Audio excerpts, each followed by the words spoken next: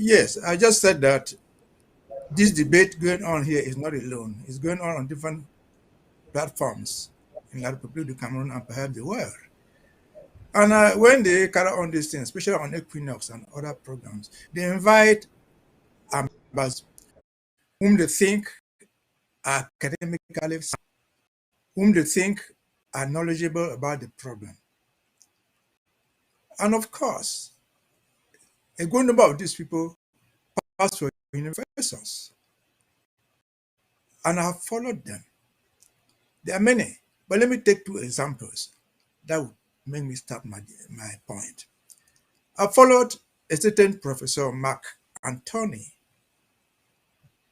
on debrief on Equinox, on having this same debate.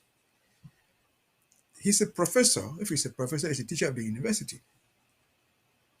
Professor Mark Antony says that he was living in a corner before the war started. He would like to go back there. But because of the war, he escaped to Douala, where he's living currently. But interestingly, what does Professor Mark Antony say? He says the war has gone on too long. He's calling on Ambazonians to lay down their arms because he has realized that after fighting all this while, the government is not talking to us. So let them just surrender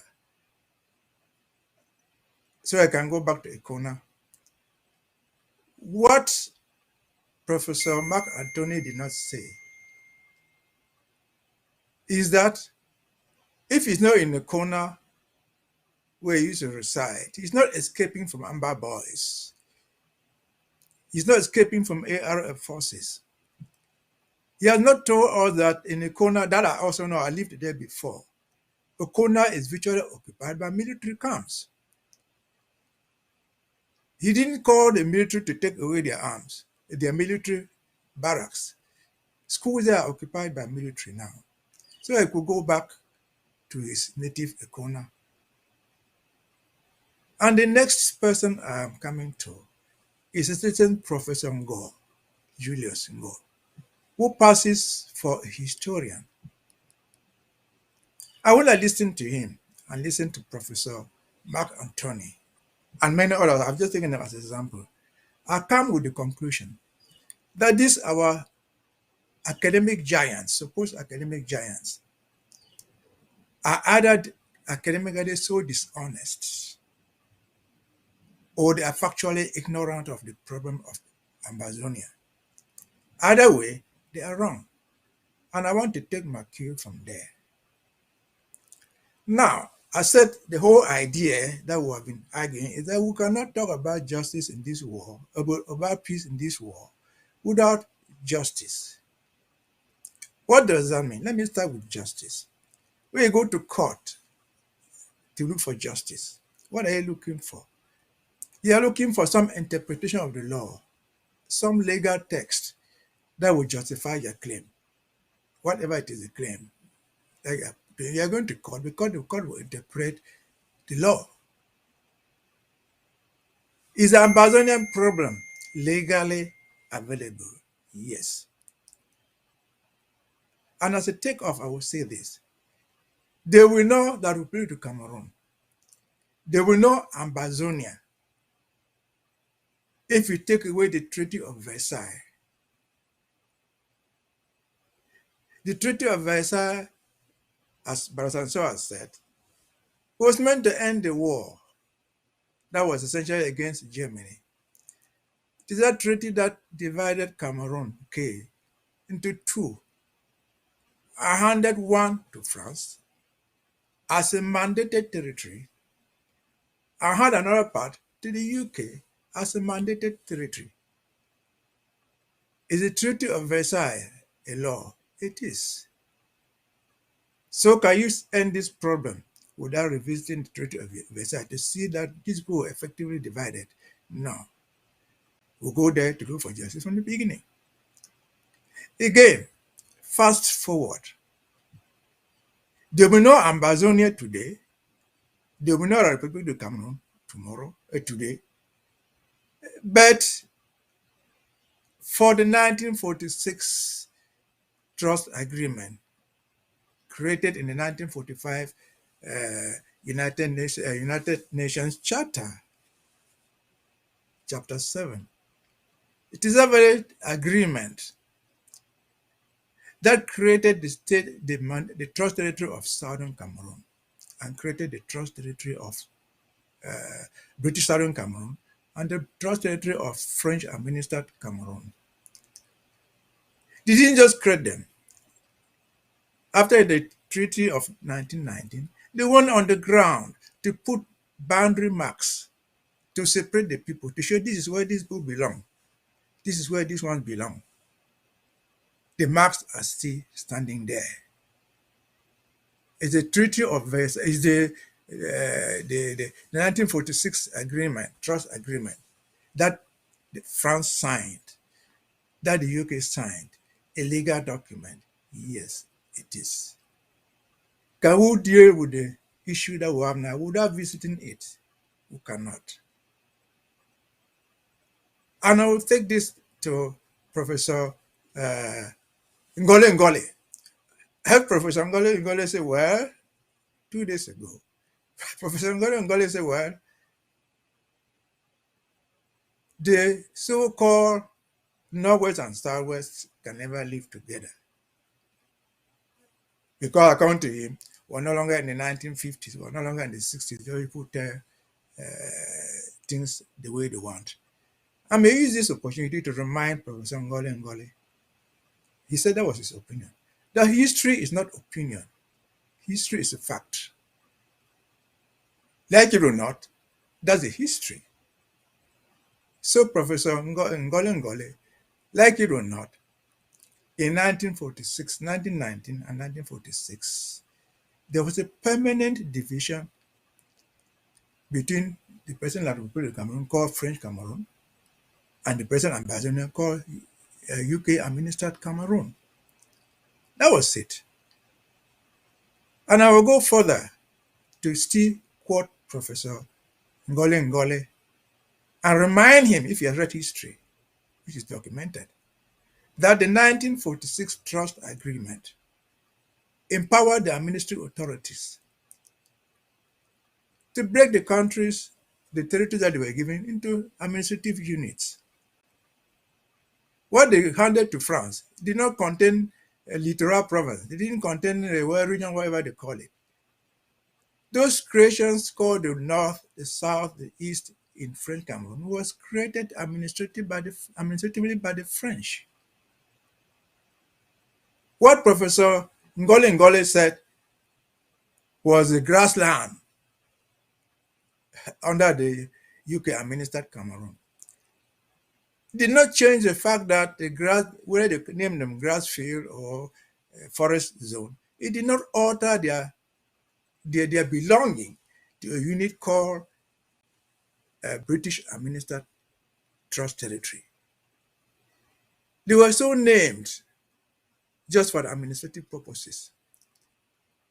But Ngole Ngole failed to know that the French named something they called the Region de l'Ouest. It was not the United Nations that did that.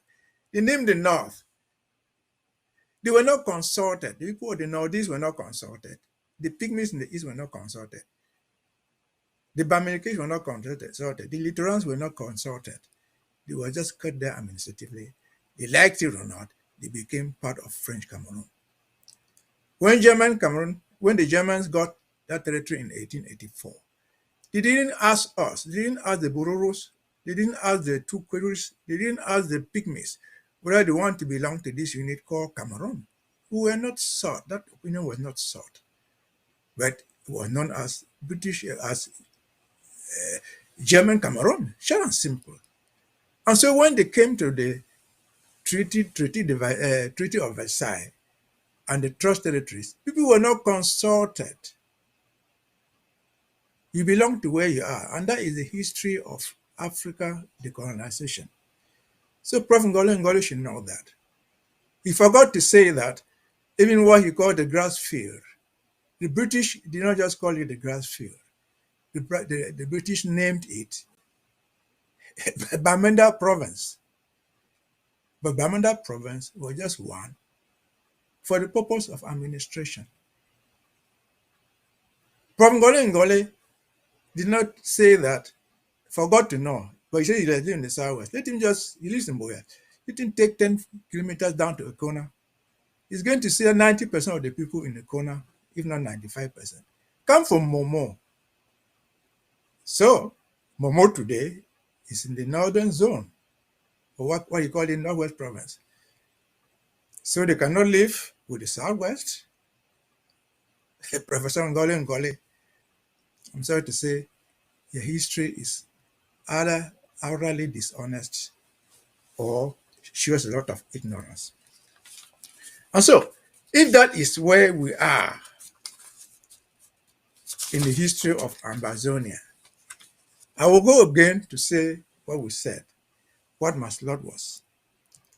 Can we have justice? Can we have peace in Cameroon without justice? No, we cannot.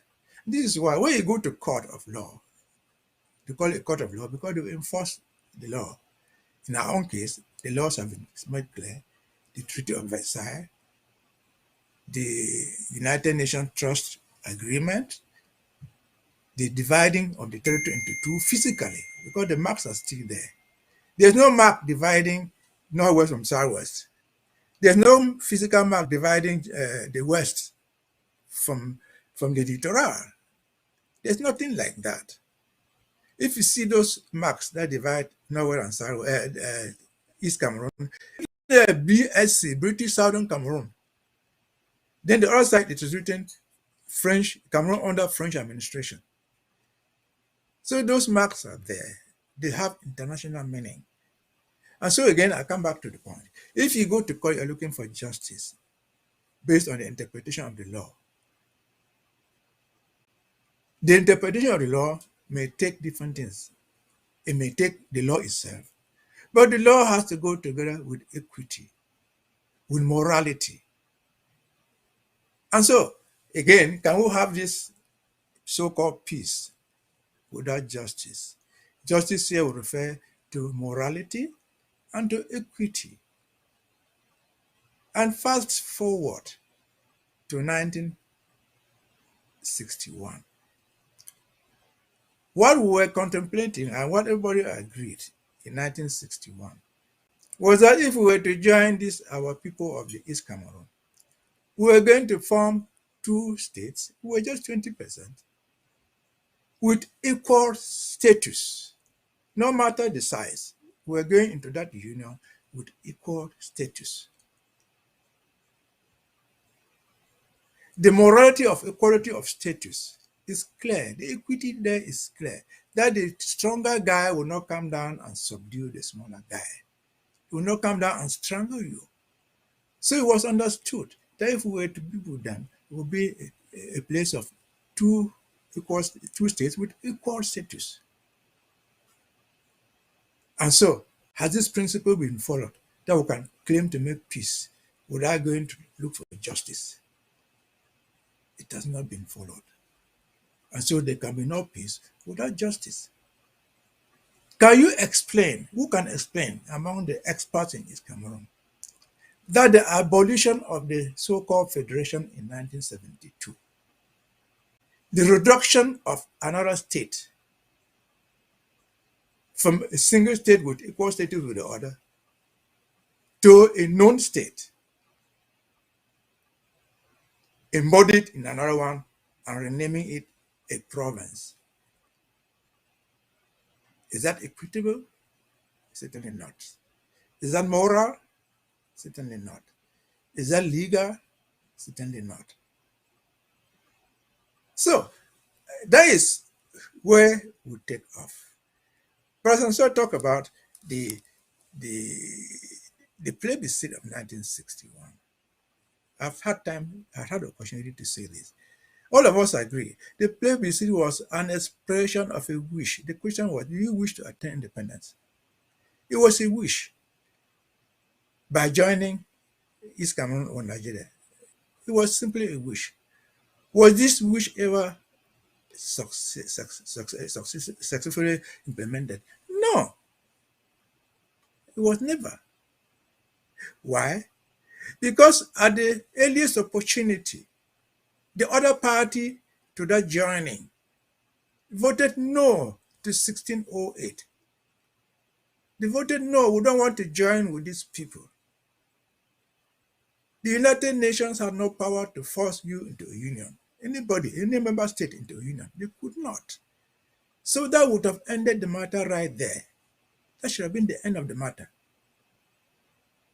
And so they went on putting 16085. I think I've said this before. France had the right, and they were right, in fact, not to implement 16085. Because 16085 was meant to show the conditions under which we're going to unite. They have said no to the union. So why would they go to working out fine details of how to unite? Can we end this war without addressing these basic legal issues for the purpose of justice? It is not possible. That's why justice must go with peace. Justice must go with peace. That's what it means.